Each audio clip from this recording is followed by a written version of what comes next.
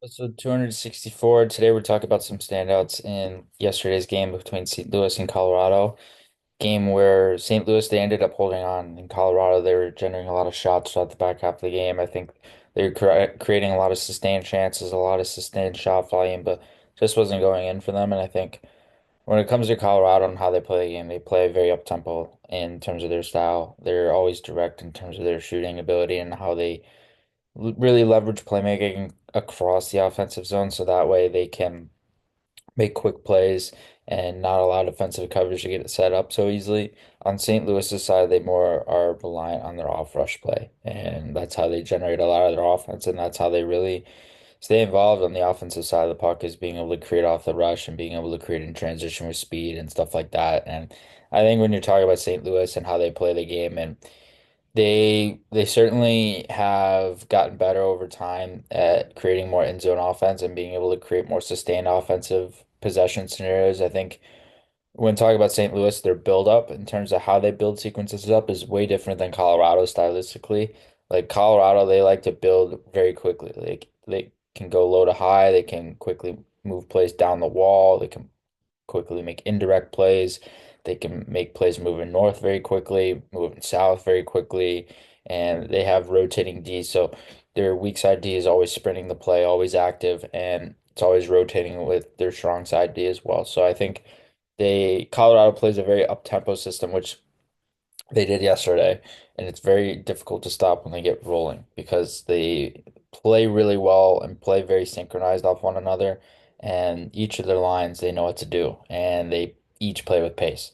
So, starting with some standouts on Colorado's side, Nate McKinnon, of course, had a goal in this game. The lone goal for Colorado in this game. I think he was very effective, by far their most effective player, and just was creating a lot of sustained shots, sustained possession scenarios, and he was just able to create off the rush a lot of the time. I think when you talk about McKinney, you're talking about a guy who can really drive the offense and has been doing that for majority of the season, if not all of the season. I think lately he's kind of slowed down a little bit more, and some of the other guys in Colorado have gotten more offensive ability in there. But I think when you're talking about Nathan McKinnon, you're talking about the guy who leads this team every single game and every single night. I think he's the most effective player. He's the most effective playmaker. He's the most effective goal scorer. He's the most effective player off the rush. He's the guy who just drives the offense in every single scenario for them. He's able to do it so well and execute it so well on a regular basis. And that was what makes him the best in the league. And it's not even close. And I think when you're talking about some of the other players on this team, Devontae's was noticeable. I noticed him in terms of his weak side D activation, and when you're talking about weak side D, specifically in Colorado, Devontae's is one of the first ones that comes to mind because that tandem of Tays and Makar, when they're working really well off one another, one is sprinting the weak side and one is able to find each other on the weak side of the ice. So I think when you have that two working in tandem with each other, it just allows players and allows the decor to get a little bit more comfortable and be able to get a little bit more comfortable activating inside the offensive zone, on the rush, on breakouts, and outlet passes, those types of situations. And I think when it comes to the Tays Makar pairing, one thing Devontae has gotten so much better at over time is learning to play the pace that Makar plays at. And when you're playing at a pace that Cale Makar plays at, it's hard to match that intensity, really, for any player. And this isn't just Devontae's, but Devontae's does a really nice job of providing other skills. He's defensively super reliable. He's reliable in transition, reliable off the rush, reliable in the ozone, reliable in every single situation, reliable on the power play. He's reliable in every single situation, and he's able to create sustained offense and sustain possessions because of how he thinks the game. And it works really well with Makar. So those two together are just absolutely dynamic, really exciting to watch. Joe Drouin, another guy who's been really eye-popping to me as of late. I think I've noticed him more on the offensive side of the puck, getting more comfortable in terms of his touches. He's looked like he's played his best hockey of his career in Colorado, and I think he's going to stay there long term. That's my prediction, just because of how he fits their style, how he fits with Nathan McKinnon, how he fits on their power play. Like he can be a bumper guy, he can be a flank guy, but he can also be a net front guy. Like it's rare to have that versatility from a single player in a power play unit. I think Joe Duran is a guy is a perfect example of what Colorado needed. They went out and addressed that obviously a little bit a long time ago, whenever that was now. And he's just been continuing to get better. Like there's no other way to put it. Like he's just become so much more effective and so much more fun to watch. Way different player than when he was in Montreal when his tenure was ending there. Way more exciting to watch in Colorado. It's kind of like the Jonathan Drouin we meant to see when he was drafted by Tampa Bay originally. He just looks so much better. And he at this stage of his career, in the prime stages of his career, like this is what you want out of him too. So it's good to see him producing and being able to drive offense and being able to be reliable in those situations as well. I Another guy I liked and was noticeable was Sam Malinsky, and I actually really liked his game. I was not expecting to talk about Sam Malinsky of all the guys in Colorado. And speaking of Malinsky, he went to Cornell, and Cornell ended up getting eliminated in that game yesterday. That's a different story. But I think with Malinsky, what is noticeable is his transition ability. Like, I think that's something he's really worked on over time. And to play, like I said before, to play in a system like Colorado's, you have to play in transition. You have to play with speed mentally and physically. Like, there's no way around it. Otherwise, you're not playing for Colorado. And I think with Sam Malinsky, what he does a good job of in more of a depth sheltered-ish type role and more of a top six role, and he's usually on the bottom pairing and sometimes rotating in and out of the lineup. But he plays a good direct game. And I think that really allows some of the bottom six to gel with him a little bit easier because him being so direct in terms of his puck movement, like you get some of those guys like Makar and Taves, they're not afraid to carry the play. Same with Sammy Gerard. They're not afraid to carry the play. So sometimes, in terms of the offensive guys, they don't really know where those guys are moving all the time. When you get a direct puck mover like Sam Malinsky, who just moves pucks up north quickly, the forwards know where to post up, where to expect the pass to come. They know where the pass is going to be arriving, and it makes it easier for them in those situations. And it makes them easier for them to position themselves to be ready and anticipate. And I think when you talk about Sam Malinsky, no, he doesn't stand out a ton offensively. No, he doesn't stand out a ton of defensively. But where I notice him the most is his puck movement. I think that's his best attribute, is how direct he plays with his puck movement. He can quick up plays, he makes good outlets. His outlets are flat too. That's also really impressive to me, how he keeps his passes flat, and especially his stretch passes, and how he's able to be direct, but also get it on the stick right away. He does a good job of it.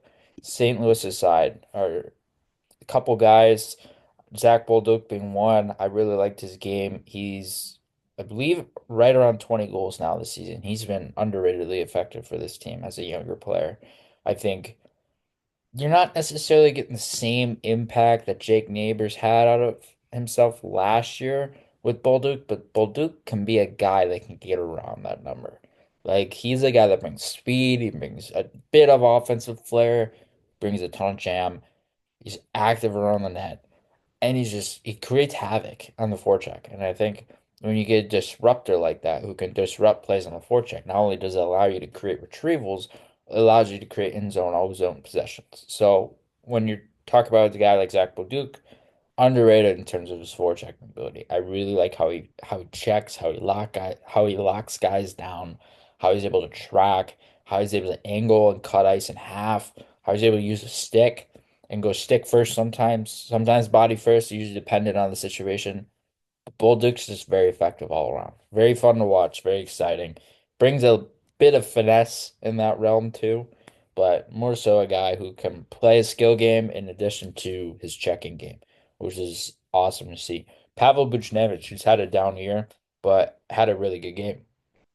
And Buchnevich is a guy known as a top six scorer, can be a dual threat player, can be a guy who can provide shot volume, but also be a playmaker, but it just hasn't quite clicked for him this year. And I think that's something that is, I mean, certainly players know when they're not playing well. I'm sure he knows he's not playing his best hockey. I'm sure he wants to play better individually.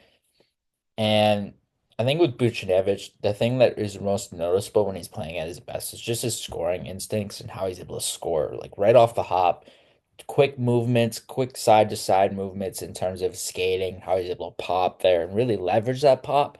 And then at the same time, how he's able to really effectively get into your when he's with the puck to be able to create these effective shots on net. And I think Buchnevich is really underrated with that. He's really good with that, and he just does a really steady job of being able to rely both on his puck handling, his shooting, and his playmaking as well. And then Robert Thomas is the last guy I want to talk about. Or we'll talk about Jordan Binnington after this too. But Robert Thomas, just unbelievable playmaker. So much fun to watch as a playmaker. Like when I watch him scan, when I watch him maintain his heads up, how he understands where to rotate to space to be able to find players. Like he's really good. If a player's moving the opposite direction of him and he's coming up the wall or something like that, he can find those little seams that other players can't. And he can find guys in space and he can land it on the tape, which is hard to do. Like Robert Thomas, I would say the best playmaker on this team just because of how he's able to make those short area plays. Like Dylan Holloway, I could argue is a really another good version of that, who's a really good small area playmaker. But when you're talking about this team, I don't really think anyone compares to Robert Thomas in terms of his vision, playmaking awareness, his instincts in the ozone. How, like I said, how he's able to make those small aerial plays, and then how he's able to drive offense there. It's really good and really noticeable. So, and then Jordan Binnington, lastly, the last guy I wanted to touch on. He was standing on his head. Like, there's no other way to put it. I don't think St. Louis wins this game without him. He was playing so well. I'm shocked that Colorado only scored one goal in this game.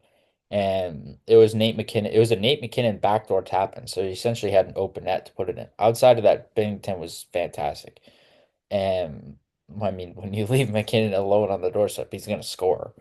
Like, I mean, I don't know how else to say it, but Bennington was just great. He was so fun to watch. It's rare I say that for a goalie too.